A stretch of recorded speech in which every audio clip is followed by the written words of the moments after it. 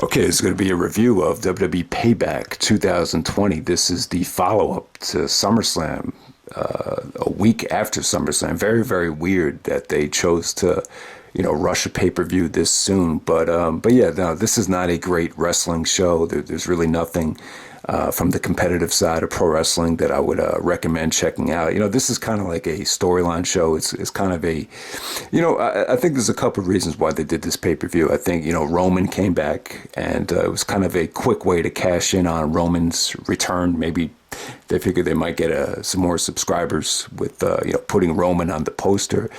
And then, but I think the main reason they did it, they kind of wanted to get some of these storylines in a different gear, heading into the fall. I think, a lot of the storylines going into SummerSlam felt very stale.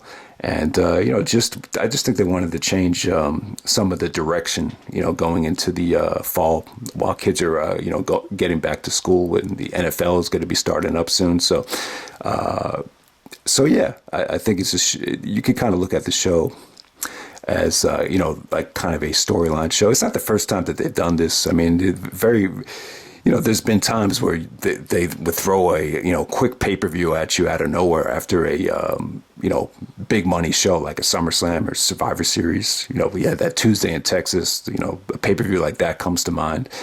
But yeah.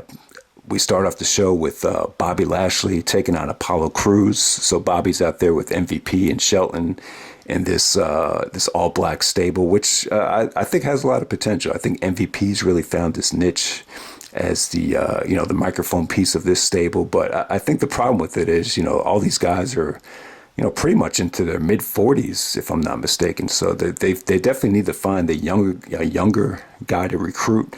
Maybe a Ricochet, maybe even like a Jay Lethal. But yeah, Apollo Crews in this match right here, maybe he's going to be regretful about not joining the stable. It's just one of those matches where you got the feeling like, where does he go from here? But I don't know, man. These two guys just didn't click for me. I didn't think this was a good opener. I thought they had lousy chemistry. Bobby actually went over with the full Nelson submission master lock. And it was just a pretty average match. It wasn't bad. It just wasn't.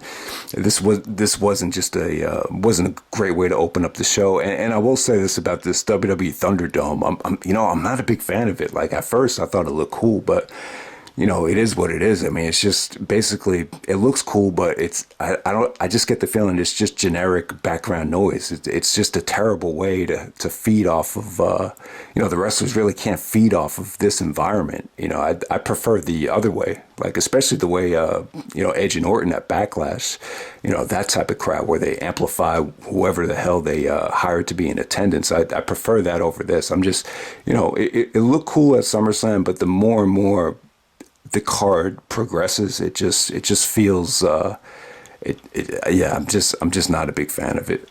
But I don't think they'll take it away anytime soon. All right, so next up you have Big E taking on Sheamus, and this is another very dull match. Sheamus just took the life out of this show here. He was just very methodical, a lot of rest holds. Eventually Big E, hit his spear, got his momentum, hit his Big E finisher. But I don't know, man. The Big E celebration here, it just came off very forced. Him trash talking to Corey Graves. I understand what they were going for here. The New Day is hurt. It's a big opportunity for Big E to prove that he deserves a title shot. I don't know, but this, maybe it just wasn't a good mix. But I just wasn't feeling this whole match right here. I just thought the Big E celebration came off very forced. All right, so next up we had Matt Riddle taking on King Corbin, and I felt like Corbin was definitely a lousy opponent for Riddle. I think a lot of people got excited at first. I really thought like Riddle was going to work with AJ. They had a really good matchup on SmackDown, and there was some great dialogue there, but, unfortunately Corbin got in the way in that match, and, they've been building up for a match ever since. And, it took a long time for the match to happen, but I don't know, man. I just don't think Riddle was able to, just thought everything about this, the pre-match interview, the actual match, it just wasn't beneficial to Riddle. I don't know. I wasn't a big fan of the interview. It just seemed like Riddle had a tough time, executing a lot of his, big money moves against Corbin. I don't know. It was just kind of a bland matchup. Riddle did hit the bro to sleep, and then he hit a really nice corkscrew moonsault to get the victory here. But the match as a whole, man, I don't know, man. I just felt like it kind of dragged. I just thought it was a poor way to introduce Riddle on pay-per-view. And, Corbin attacks Riddle after the match is over, and it looks like the feud will continue. So we have that to deal with for the time being. But yeah, man, like I said, I just thought the environment more than anything probably hurt that match. All right, so next up you had Bayley and Sasha Banks teaming up to defend the women's championships against Shayna Baszler and Nia Jax. And they showed Shayna and Nia before the match, and they really weren't getting along. And then they just said, let's just stop the chit chat and just go out there and wrestle. And while the match is going on, they started the game more and more confidence. Nia was like, we got this. And it's just one of those matches where Shayna did a unique submission. She tried to put Sasha in a moodle. She actually put Sasha in a moodle lock, and then at the same time she did the rear naked choke to Bayley, and Bayley ended up tapping out while Sasha was trapped in the moodle lock. So it looked like she had two submissions at once on Bayley and Sasha, and you saw Sasha was very disappointed because she didn't have any more belts. But Bayley's still the women's championship. So, this is just, playing along to setting up Bayley and Sasha down the road. They've been building this up for the whole summer, and it's been slow, but, it's like, this is just another pay-per-view. This is just another, just another pay-per-view where it just makes you want to see it more and more. But yeah, man, they have a great history. We know what they're capable of doing. And, hopefully the feud can really follow, what they did in NXT whenever it does happen. But, Shayna Baszler looked like a beast in that match with that finish. Next up, we had Keith Lee taking on Randy Orton. They really did a great job of setting this up on Raw. So Orton really, went for the kill on McIntyre. Basically thought, like who the hell does McIntyre think he's talking about? Kind of downplaying, Orton's performance at SummerSlam, and so Orton basically takes out, McIntyre, like we've seen him take out legends in the past. And then Keith Lee shows up on Raw, and I was kind of shocked when Keith Lee lost the NXT championship, but basically it freed him up to come to Raw and work with other guys. So I was really happy about that. Like at first I was like, wow, why the hell did Keith Lee lose the NXT title? And then the guy he just beat, what's his name? God, I can't even remember his name. The Killian Dane, whatever the hell his name is, he actually is hurt already. So they're going to do a 4-way Iron Man match on NXT. Now that's something to get excited about. But we'll see what happens in that NXT match on Tuesday. 4-way Iron Man match, kind of like how Ring of Honor crowned his first championship. So that should be really cool. But Keith Lee kind of plays I guess he used to be friends with McIntyre and came to McIntyre's aid, and so him and Randy Orton set up a match for Payback here, and it was okay. Keith Lee was pretty dominant here.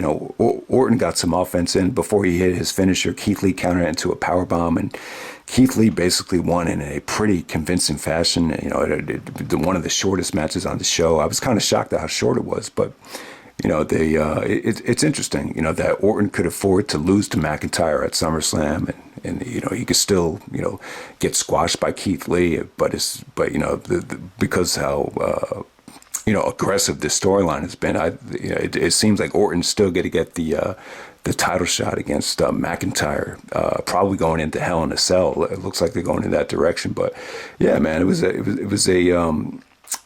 a great performance from Keith Lee. I think there's really not a lot you can complain about in terms of the booking of Keith Lee here. I think everyone's a little bit overprotective and concerned about how he was gonna perform in his first match on pay-per-view, but they really made him look dominant. So yeah, if you were expecting anything monumental from a match quality standpoint, you didn't really get it. All right, so next up we had Dominick Mysterio and Rey Mysterio taking on Seth Rollins and Murphy. Yeah, this is probably the match of the night. I wouldn't say it was great though. But what this match really did was it showed how Dominick and Mysterio, father-son tag team, how they had that chemistry. It really illustrated how the Mysterios are, work together as a family. It was, there was some good stuff here, some great back and forth between Ray and Rollins. Really, great for Murphy though. It really made Murphy look like he's going to be much more than just a sidekick. Basically, there was one part in the match where Rollins is going for the buckle bomb, and then he tells Murphy, he's like, kick him in the head. So Ray actually, counters it into a Hurricane Rana, and then accidentally Murphy actually kicks Rollins in the head, and then Ray sunset flips Rollins into the barricade, and Dominic hits the 619 frog splash combination on the Murphy. Then after the match is over, Rollins is giving Murphy like the look of death. So this definitely sets up Rollins and Murphy feud already. I mean, it seems kind of quick to me. It just seems like Murphy really hadn't been much of a voice in this whole stable so far. So I'm kind of shocked that they're rushing it this quickly. But yeah, I mean, I think Murphy's a hell of a talent, though. I just feel like this is kind of rushed. But if this results in some classic Rollins and Murphy matches, let's see what Murphy really has to offer, because it just seems to me like he really hadn't been allowed to be himself in this whole darkness stable that Seth Rollins has had so far. So we move on to the main event. We have Roman Reigns taking on The Fiend, taking on Braun Strowman in a no-holds-barred match for the Universal Championship. All right, with this match right here, you got more of the same. Bray Wyatt and Braun Strowman, brawling, lots of crap from them all over the arena. Ultimately, Roman does not come out because he didn't sign the contract. Then you had the whole Brock Big Show spot where Bray actually superplexes Braun onto the ring, and the ring explodes. And then Roman comes out there with Paul Heyman, signs the contract, and wins the belt in a ultimate opportunist, edge-like fashion. And yeah, man, it looks like Roman's going to be a heel with Paul Heyman. This lets you know a couple things. It kind of makes you wonder about Brock Lesnar. I don't think this would happen unless Brock was pretty much going to be gone, or Brock is going to be gone for the time being. Who knows? I also let you know that maybe they've given up on Roman Reigns as the face of the company, and they're going to put him with Paul Heyman now. And it's good, though. It's a good change of direction. It's a good sign that, Roman has a change of character. I think it's much more engaging than seeing the same shit we've been seeing for the last 6 or 7 years with Roman. And, yeah, this is just a storyline show. You saw a lot of different changes in storyline progression here, with the dissension between Rollins and Murphy, with Roman and Paul Heyman, with Sasha and Bayley. Just a lot of different storyline stuff here. But from a wrestling standpoint, I would actually skip this show. Like, if you're one of these guys that just watches the WWE for wrestling, I would say don't waste your time with this show. But the show really kind of lets you know what direction the WWE's going in terms of storylines going into the fall. So that's pretty much it, guys. And I'll see you soon.